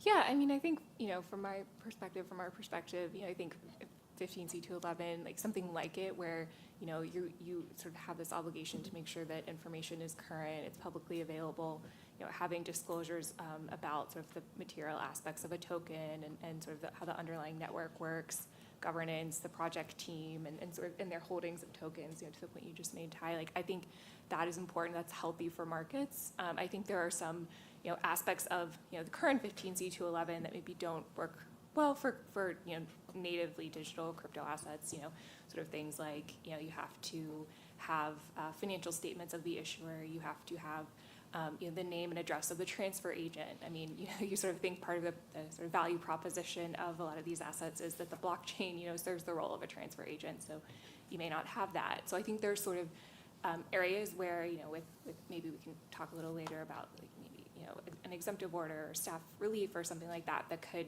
sort of make the rule fit well with crypto assets. But I think sort of the general idea of something like a 15C211 type of disclosure, I think, is good for markets, and that kind of transparency is helpful. Yeah, I know it's not what you'd necessarily think. Totally agree. So I think there's an important aspect here of like the OTC markets do a pretty reasonable job of telling you, hey, this is something for which there's no real information available, and oh, by the way, here's something for which there is. And brokers are expected to kind of have an understanding of what's going on in that asset. And, it may not be that it's issuer financial statements, but it may be, hey, you have to have a real sort of scraping of information, or hey, there has to be some notice if there's like, hey, there might be governance changes, right? They have to be, constantly sort of scraping what I will call the rest of the world in the internet. Maybe there's third-party service providers who may provide that function. I think that is really important. I don't think that imposing the same sort of expectations you would on an equities market makes sense. Frankly, I'm not sure that investors really worry about that stuff in all of the equity space either, in the land of meme stocks. So I think it does make sense to take a step back and say, you ought to know what the thing is you're trading, and that's the point, I think, of 15C211, and really big information that might dramatically impact the value of that and the trading of that. And I think that's a really good way to approach it. I'd like to comment on that as well. I agree with everything everyone's been saying here. I think 15C211 is a good example of how we can move forward. So going back to what we've been talking about is that, well, if the investors are coming through brokers and the broker is going to say, well, these exchanges in my best execution routing order. At the same time, we've got to make a decision. It's like, okay, which assets are we going to offer? Obviously, Bitcoin, Ether, Solana, things like that. But then you get lower down the list. How do we decide which ones, are, I don't know, let's say safe, quote unquote, safe to offer customers, or have this reasonable information, reasonable disclosures out there? So I think that's a useful tool. Who is making the disclosures? Is the question, though, for decentralized assets with no issuer, with no CEO, with no CFO. So that's, I think, one of the things we really need to tackle. It could be, it could be a foundation who's behind the coin. It could be a DAO that has issued the governance token. Or maybe you'll see companies like Moody's and S&P coming into the space and doing this type of service, or other third-party people. But I think it's a really good framework and analogy to move forward on. I think one thing, and you were talking a bit about this, my general understanding of it, like there's a pretty big difference between the listing standards in what we would consider the typical world of exchange-listed securities, and this world particularly with things like ongoing listing standards and disclosures, as you were talking about, and that I think may work with certain constructs. The one thing I think we all have a shared interest in is making sure that what is thought of or what is pursued does not in any way export or put at risk the SEC's jurisdiction over aspects of 90 plus years of securities regulation that kind of plays back to those principles from before. And and that's where I say again, like the precision really matters, right? What it is you're talking about, to some of the things Richard was mentioning. I think it is pretty material here. And you mentioned the word risk. Let's maybe talk about risk mitigation and some of the concepts that apply today to actually, achieve risk mitigation, whether it be net capital requirements or position limits or several other aspects that apply. Anyone want to take a stab at that? What should we carry forward? What just probably doesn't work, and let's leave it behind? Go ahead, Dave. Let go, Dave. Okay, so now we're at least crossing over in my notes where I got into how, but I'll We've been in the how for a while. right, Yeah, so it's okay. fine, good, We all right. bled into my whole system fell apart 30 minutes ago. Sorry. Yeah. And I do want to get sort of to what Greg said earlier about conflicts of interest, and I think it dovetails exactly into risks. And there are some conflicts that can be cured with disclosure, and I think there are lots that cannot be cured with disclosure. And I think that that's what we have learned in the traditional finance world over a very long period of time, and a lot of investor harm and a lot of various crises that we've had to address. And I do think that the vertical integration we see in the crypto industry, I think that there are some good reasons for it, and that there are some concerning reasons for it. And I don't believe it's just about the prohibition, on the other side, the prohibition of vertical integration in the traditional finance world is not just based on settlement times. There's a lot more that goes on because we have decided in the traditional finance world that we need structural safeguards in place to control things like an exchange that trades on its own platform with a proprietary trading desk, an exchange that issues its own tokens, has a real fundamental conflict and vested interest in the token's price. Combining custody with trading means the platform can hold customer funds. That was obviously a serious problem with FTX and Alameda. When one firm is the sole venue and intermediary, competition can be stifled. You can often not see the benefits of best execution, especially if there's no affirmative obligation for it. So that could be something that could help. It can lead to concentration, and that can lead to systemic risks. I don't think we're seeing that, and I think as long as we stay sort of sufficiently decentralized in this space, maybe the systemic risk issue isn't as much of an issue. But I do think that there is a reason that we have decided in the traditional finance world to structurally separate certain conflicts rather than just depend on disclosure. And that is not to say that, I'm a very big fan of disclosure everywhere that we can get it, and transparency everywhere we can get it. But I think we've seen a lot of fallout when we have relied on disclosure first and foremost. And I don't want to see those mistakes repeated here. Christine, you want to jump in? Yeah, just really quickly. I think the regulations that the SEC can do when they affect people that live in the US that I could probably stalk if I figured out where they live, they're going to be great. They're going to make people safe. Regulations or purported regulations around the resiliency or the value proposition of specific tokens, these are things in a decentralized world that the SEC really cannot control. So for example, things about boards of directors or governance. In a world with governance tokens and swaps, somebody can undo anything that was disclosed 6 months ago. So I think it's really important for whatever the SEC decides to do to basically make clear that it can speak directly to institutions in the US that are customer facing. It can give you information about tokens and other things that are happening, but it cannot guarantee in any way, shape, or form how those things are going to turn out, right? So telling people what the SEC is not guaranteeing is almost as important as just having a quiet guarantee in the background, just so people understand what they're facing, I think. It kind of reminds me of doing background. When I came to the Senate, I started researching the origins of the securities laws, and it reminds me of the fights that were had over whether or not the SEC should be given, or the FTC at the time, should be given authority to basically say a security was blessed, or whether or not, hey, it's registered and it meets these disclosure obligations, and whether or not there's a sort of a merits-based system. And it's an interesting discussion we're having now. So first thing I want to say is I co-sign everything Dave said. It was brilliant, and I agreed with my panelists here so far. I think one of the changes that we're a little bit, I think we have to worry a lot about not just investor protection, but the competitiveness of it. And I think when we think about the competitiveness and the efficiency and the integrity, and frankly, the fairness, that's the SEC's mission. Those functions are functions of regulation, right? Like, as you alluded to earlier, if the SEC sets a rule, the market's going to compete to figure out how to maximize their profitability around the structure of that rule.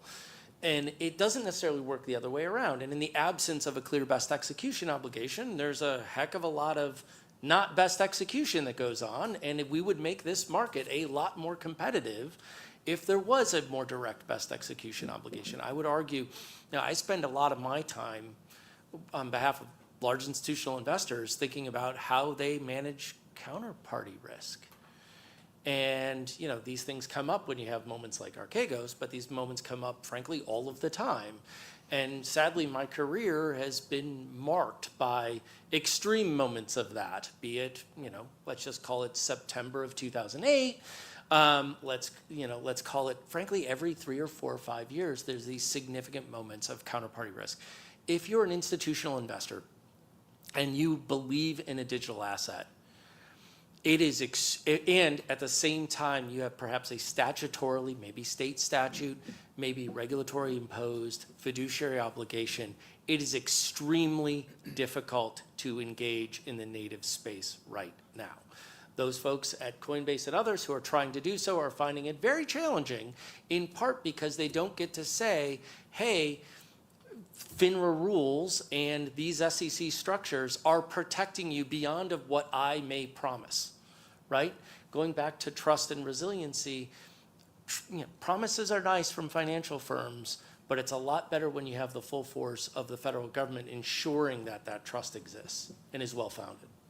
I agree, and I think today, when we say assets are backed one for one, it would be nice to say in the future, and by the way, 15c3 and all of these things require that assets 100%. are segregated and all those sorts of things. But I do want to go back to something that Dave said, and maybe Dave, a question, which is, today within the broker-dealer, if we're pattern matching to broker-dealer and ATS, that variety of things happen today in the broker-dealer world where you act in a variety of different capacities and you're matching orders. And how in your mind is that different than I think what is proposed to move towards? And those conflicts of interest that happen within a broker-dealer are often cured through disclosure.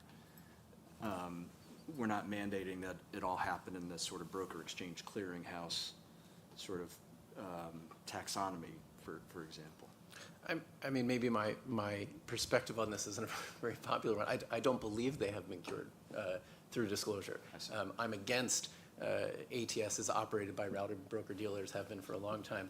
I'm against internalization and the fundamental conflicts of interest that payment for order flow pose in the equity space. So, we like to say that they have been disclosed away, but they haven't. And we like to say that we get best execution in the traditional equity space, but we don't. We get good enough execution and not best execution. I think there's a fundamental difference between those two, and I believe that there are ways structurally we can address those conflicts.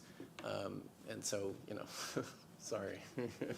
I want to make one sort of, actually ask a general question about the vertical integration trend that's evolved in the space. And I find myself wondering how much of that is a result of the lack of a regulator taking that industry, that emerging technology, in early enough to help it conform in the right ways, whatever the right levels of segregation are.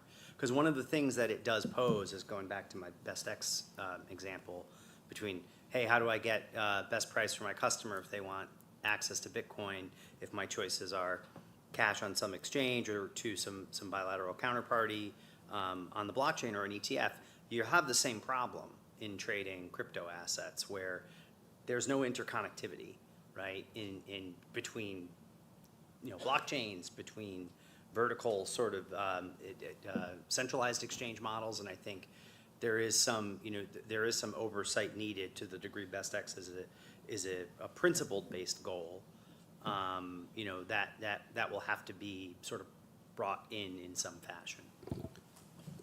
There's also a liquidity sourcing issue too, right? Like to the extent that if there's only one particular venue to trade it, and I'm not entirely sure that all of the trading on that may be reflected on the chain, I don't know what liquidity may be out there, right? And so if you're an institutional investor, there's a significant amount of risk associated with that particular digital asset, or maybe you have a couple of places where you may be able to trade, and you again, without, again, I hate to go back to like position reporting and trade reporting, but without sort of large position reporting and trade reporting, you don't know what you don't know. And if you're an institutional investor, that's extremely concerning. In a world where governance changes can happen very quickly because of those things, in a world where markets can move very, very quickly. And so I want to piggyback on the top of that. Austin, let's get you in, yeah. Yeah, a couple things here. First of all, great conversation, and I think it's interesting to dive deeper onto the security side too, and think through what we can learn from the existing frameworks and regulation. A couple things that I do just want to add though, because I think part of this is also an exercise of, at least my mental model right now, is the assumption I'm operating within is that most of these commodities are actually not going to be regulated by the CFTC. Or excuse me, by the SEC, wrong agency. But that you will see that most of those will actually fall out of the jurisdiction. And the question will be, will broker-dealers actually be able to transact these assets? The thing that I will add here is I think striving for best execution is great. I think it is impossible if you're just looking at the US markets, and I think the data 100% proves that, right? And so I think that the question for us to be asking is, if we want to be competitive at a global scale, if we want institutions to come into this market and continue to come in and trade, what is the path for us to actually compete and win volume onshore, right? And I think a couple ideas that I would flag that I think may be longer term, but I think it does make sense for the US to look at whether there is regulatory reciprocity that you could have with different regions outside of the United States, where there may be exchanges that are operating businesses within those. I think a big component of that, from my perspective, I mean, I've probably met with 5,000 institutional customers in the past couple of years.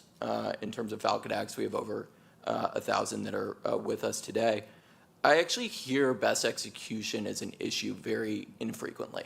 I think the majority of the time the issues that I hear are counterparty risk, and how do I basically know that my assets are safe either on this exchange venue or with this custodian, and who is providing leverage and whose role is that within the ecosystem, right? And so I think the broker-dealer components make a lot of sense. I think we should be focused on them, but I think we also need to recognize the reality of this asset class today, whereas you're looking at crypto commodities that are trading globally 24/7, 365. How can we basically tie in liquidity there? And on the tokenized security side, I'd say the biggest issue is actually the lack of any trading activity there, right? Like there's no significant market in tokenized securities today, right? And so if we're looking at the SEC's role in creating this market, I think the question is, how do we actually create a market that has liquidity? Because that's what institutional investors want. And I think in lieu of that happening, it's going to be very difficult to grow and scale this. I would love to build on where Austin was heading, because something struck me between the exchange with Dave and Greg is, how do we make sure that we're not just saying that a new solution, say disclosures, is imperfect, and then reverting to the one known solution, and then simply expanding and expanding and expanding the obligations of that known solution, as opposed to looking at green space and thinking, where do we actually want to be in our future innovation? So I certainly think that's true for segregation or not of functions in crypto trading beyond securities trading. When we think about what we've discussed, that this is global trading that is happening, it is different than anything we've seen before. And so what is the future state that we're heading for? The same thing is true, we touched on it a little bit, about principles of market surveillance. Even though we all we know that sunlight is good. It's good for markets to be open and operating transparently and publicly and fairly. All of that makes sense, but the world is moving towards a space where granular data collection is increasingly available, and that granularity comes with sensitivity of that information, confidentiality of that information, and frankly, uselessness of that information when we're talking about individual day-to-day economic activity. So how are we designing our future market surveillance structures, whether that's in a securities trading regime or a broader trading regime, to operate globally, but assuming we don't want to, and I certainly don't, not march us on a path towards mass surveillance of every single corner of economic activity on the globe. I don't think that's necessary to mitigate any of the risks that any of us care about here today. All of us have a shared interest in preventing bad actors, bad activity, or severe market events. So just kind of echoing the, what does the future state need to be, and is there more than just the tools we already know of to get there? And in terms of go ahead. Sorry, thanks, Nick. Yeah, I do want to pick up on one thing that Austin said, that I'm going to agree with you and disagree with you. I'm going to disagree with you about having certain assets go to the CFTC and certain assets go to the SEC. I think we need to stop pretending that it makes sense for there to be two separate regulatory agencies. They should really be merged. So let's not, when we make new rules, we're not going to do that, we're not going to solve that today, but when we make new rules, let's not exacerbate this silly separation that we have. People want to, you can trade triple, the TQQQ is very similar risk profile to a NASDAQ futures contract, but different regulators. So I think we definitely, and that was one of the issues I had with the FIT 21 bill, is that it did have this bifurcation. So I hope we move beyond that in the new market structure bill. But what absolutely spot on about is the global nature of this asset class, and Catherine echoed that as well. And that's clearly, a lot of these activities are outside the jurisdiction of the SEC. So we have to recognize that the SEC can't regulate everything here. And if we start with saying, well, obviously they can't regulate global markets, then we need to understand that, well, these global markets are going to be trading anyway. And, they may have different prices in Korea or other areas. Is going to those markets best execution or not? So I think we have to think about that. And maybe to your point, Catherine, is that there's going to be other markets that are going to be fully decentralized. No headquarters, no owners, and so forth. And I don't know if it's going to be possible for the SEC to regulate these venues. And so we may end up having to have kind of a version of rules for the US, and there's going to be for the institutional investors and for everyday folks who are less experienced. They can come through a regulated broker-dealer, but we have to be aware this is a global asset class that trades 24/7, and there are going to be pockets, very, very large ones, it sounds like, that are trading outside of the purview of the US government here. Okay, so I have very bad flashbacks to late 2009 and early 2010, working across the park here in the United States Senate building and trying to negotiate with a very shy person, you may have heard of him, Gary Gensler, about what he thought cross-border derivative regulation should look like. And it went about as well for me as it did for many staff here. I apologize. The reality is these issues aren't new. As it turns out, commodities trade globally. As it turns out, there are other trading venues outside of the US jurisdiction. I think there is something you mentioned earlier about reciprocity. That in and of itself is, as anyone who's ever been involved in that process, sadly I have, some of the people here have as well, it's a bit of a nightmare, but it can be done. And one of the things I think we have to recognize is, much like the commodities markets that Austin just referenced, we're not doing anything that's new here. There isn't anything particular about a Bitcoin trading that's fundamentally different than trading other assets that are also regulated by other venues and other brokers and other regulators outside of our borders. I actually go back again to the OTC marketplace for just a second, because if we think about that marketplace, you have very, very large, very, very public foreign issuers who have lots of liquidity, lots of information issued by the issuer, regulated by somebody else, all the way down to entities that have really no existing issuer and no real transparency still trading on those markets. And if you go to that and try to trade on those markets, one, you may not be able to find quotations, or two, you may find a skull and crossbones on the website actually warning you, this might not be a good idea, right? And if we think about how we want to approach cross-border trading, I think we can learn from some of those things. I don't think we just throw our hands up and say, we can only do what we can do.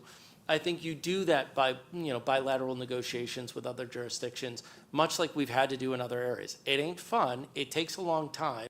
And there's a lot of discussions that have to go back and forth, but you do your best. Let's actually go to the technology. We talked a little bit earlier about ways in which the commission might be able to actually utilize technology like public blockchains to aid in its mission and regulation and perhaps even surveillance. I'm going to say something that might be a little bit controversial. Forever, the SEC has basically taken an approach where they say our rules are technology neutral. We're not going to differentiate between this tech or that tech.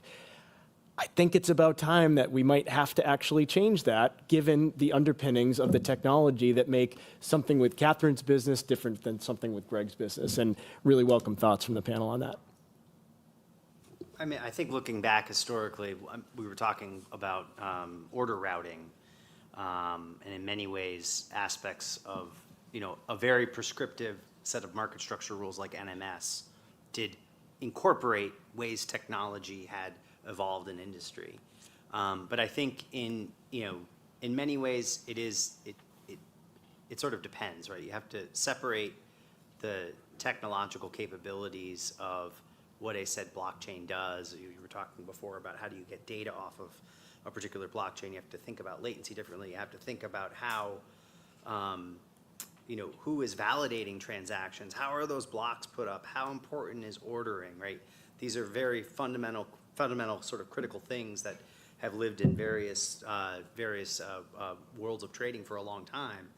And thinking about that data source, that golden source, is important because you really have to understand at some point, if you want to be able to successfully, I think we believe trust in something, you have to kind of understand what and whom is behind it. So I think the truest form of decentralized finance is a very difficult thing for any modern regulator around the world to kind of wrap their heads around.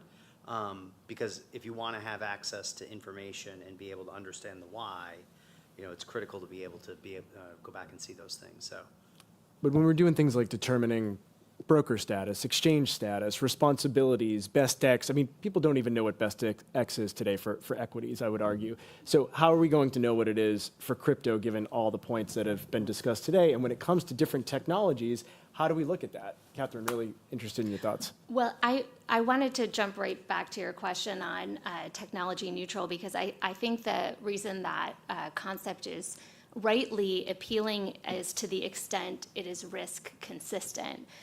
But there are new technologies sometimes that changes the risk profile. So technology neutral when the risk is consistent regardless of the technology, but perhaps not technology neutral, or perhaps risk consistency is the overarching principle and technology neutral is a subset of that. So just wanted to add that piece in.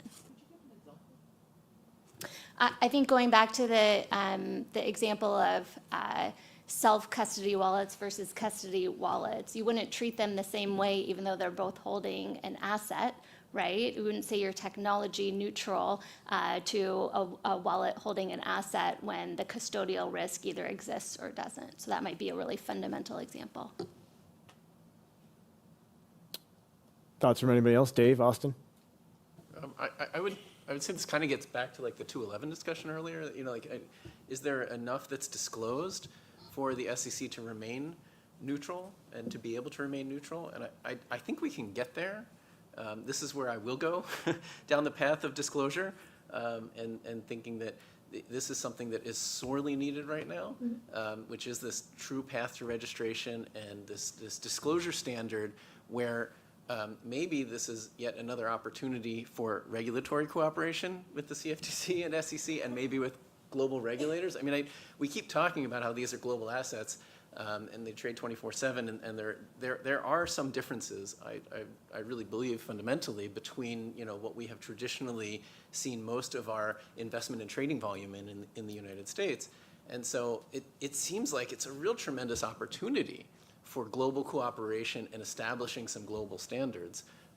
And I thought, again, back to Cumberland's piece, the written proposal with the changes to 211, I thought were really excellent and a great starting point for building off a disclosure regime that can have enough information in it that, then at least investors can make their own determinations around risk and start to get their head around it in a standardized way. Because I think one of the big problems here and one of the big impediments to both institutional and retail adoption has been a lack of standardized disclosures and the inability to get sort of plain language information to less sophisticated people. Not everyone understands the nuances of various consensus protocols across different blockchains.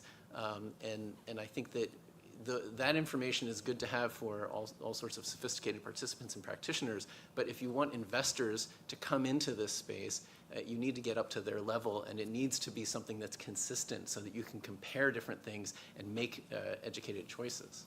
Christine, jump in. Oh, just a small sort of aside. It's not clear to me that a blockchain is particularly useful for regulatory information. Blockchain will tell me which wallets are holding what. That's fine. I don't know who's behind the wallet. And it's also sort of, when transactions happen, basically things get written onto the blockchain by strategic actors, and they can choose when that information hits. So basically they can do essentially a private transaction. So it's perhaps not the best way of monitoring what people are doing. So she just tipped off the thing I was going to go to, which is when you're talking about, again, what an institutional investor or what an investor wants to look at, they want to know what the market will look like. And they want to look, they've already made the decision, perhaps, based on whatever they know about the digital asset. So I'm going to set aside what the investor thinks, whether or not they want to make a decision to invest in the asset, and focus on what are the things that once they've decided to make the investment, what are the things that are giving them pause or keeping them out of the markets altogether. A lot of it is that trust, right? And so if one is the trust in the trading of the markets, are they looking at real prices or real data? And if they're only looking at blockchains, they know there might be a lot more to the world than what they can see. They're worried about whether or not their broker may be ripping them off. They're worried about whether or not the asset that is custodied is real and safe and secure and bankruptcy remote. They wonder about whether or not their broker is actually surveying all of the things, and maybe their broker is just sloppy, right? These are all things we can see in traditional trading markets that we can't see here. And so if you try to scale that up to millions or billions of dollars of investment for a single or maybe a handful of institutional investors, those things go from things that maybe I, in my retail crypto account, might ignore, but they're not going to, and they can't. Chelsea, jump in. Yeah, I mean, so just piggybacking off of both of those comments and kind of thinking about, how timing mismatches work between, transactions and then it showing up on the blockchain. I think, that can sort of actually lead to, Austin's point about, needing to have commodities being able to be traded alongside with securities, pairs together, because I think, otherwise you're going to sort of face a situation where a lot of times that we at Cumberland face today, where you've got sort of one side of the transaction happening in crypto and the other in fiat, and you've just got these timing mismatches where the crypto leg can be settled essentially right away, but then the fiat leg might take, it might take a day, it might take multiple days if it's over a weekend, and so, to tie to your point about counterparty credit risk, like that, if you're going days with one side having settled the trade and the other one sort of waiting to settle, I think that creates a lot of risk that, if you've got stable coins in the mix and you're able to have a broker-dealer that can have, stable coins trading alongside, whether it's tokenized securities or or natively digital securities. I think that that can help mitigate a lot of the counterparty credit risk that you have. But I think there are a number of barriers to that. And I think one is this concept of, automatic 100% haircut that we saw, in the vacated dealer rule and otherwise for, non-security crypto assets. And I think, maybe that's justified for some, crypto assets out there that are, less liquid, more volatile. But I just think, for Bitcoin, for Ether, for stable coins, just to say automatically we have a 100% haircut, without kind of looking at the data of like, is that warranted? I think, that's going to kill a business that where, if you're trying to put, commodities and securities, crypto assets together under one roof, I just think it's going to make it prohibitively expensive to do that.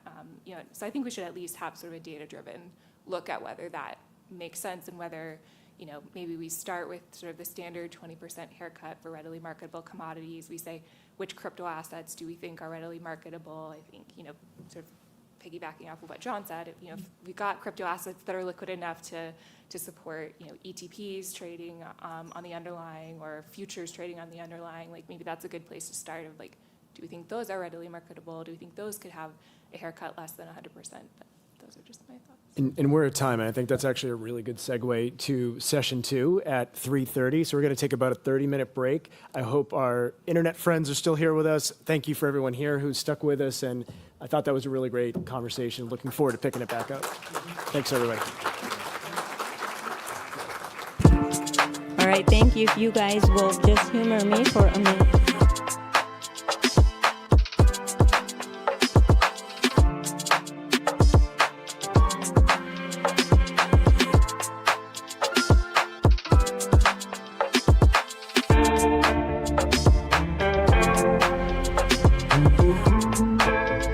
Mm-hmm.